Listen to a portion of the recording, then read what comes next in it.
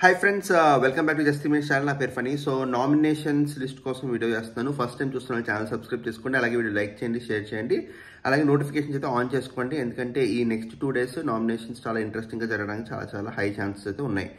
So already process మీరు చూసారు, promo చూసారు, సోనియా చేసిన రచ చూసారు. సో నామినేషన్ లిస్ట్లోకి అయితే వెళ్దాం.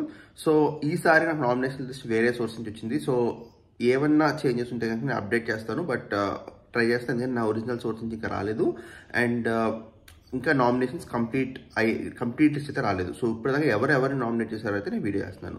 సో ఆల్రెడీ సోనియాది మన ప్రేరణ అండ్ నిఖిల్ చూసాం. సో దాంట్లో డౌట్ ఏం లేదు. సో ఇప్పుడు సోనియా, ప్రేరణ అండ్ నిఖిల్ నామినేట్ చేసింది. బట్ దానికన్నా ముందు నామినేషన్ జర్నీ అన్ని 1 by 1 చూసుకుంటే వెళ్దాం. సో ఫస్ట్ శేఖర్ భాష ప్రేరణ అండ్ యష్మి అయితే నామినేట్ చేసిన ఇన్ఫర్మేషన్ వచ్చింది.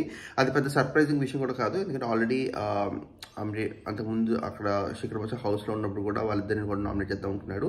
సో శేఖర్ భాష ప్రేరణ అండ్ యష్మిని అయితే నామినేట్ చేశాడు. దాని తర్వాత బేబక్క పృథ్వీ అండ్ నిఖిల్ని నామినేట్ చేసింది. తర్వాత ఆదిత్య ఓం కూడా మళ్ళీ ప్రేరణ అండ్ యష్మి. ఈసారి నామినేషన్స్ లిస్ట్ అంతా ప్రేరణ, యష్మి అండ్ పృథ్వీ, నిఖిల్, సో ఈ క్లాన్ నుంచి ఎక్కువ మంది నామినేట్ చేసినట్టు మనకు తెలుస్తుంది.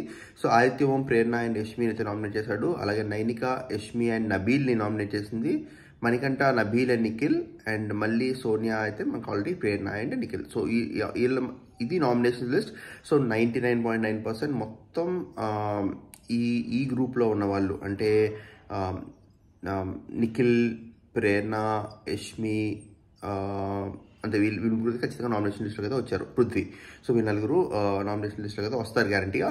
లాస్ట్లో అవినాష్కి మెగా చీఫ్ కాబట్టి సూపర్ పవర్ ఉన్నా కూడా వాళ్ళనైతే సేవ్ చేయడు. ఎందుకంటే సేవ్ చేసేది ఒకవేళ సేవ్ చేయాల్సి వస్తే నబీల్నో, లేకపోతే ఎందుకంటే Nabeel already eviction process use చేశారు కాబట్టి అలాంటి పవర్ ఏమైనా వస్తుంది కాబట్టి అవినాష్కి. ఒకవేళ వచ్చినా కూడా వీళ్ళు నలుగురు అయితే నామినేషన్ లిస్ట్లో ఉండడానికి చాలా హై ఛాన్స్ ఉన్నాయి. గౌతమ్ ఉండకపోవచ్చేమో చూద్దాం. ఇంకా కంప్లీట్ లిస్ట్ అయితే రాలేదు. సో నోటిఫికేషన్ ఆన్ చేసుకోండి.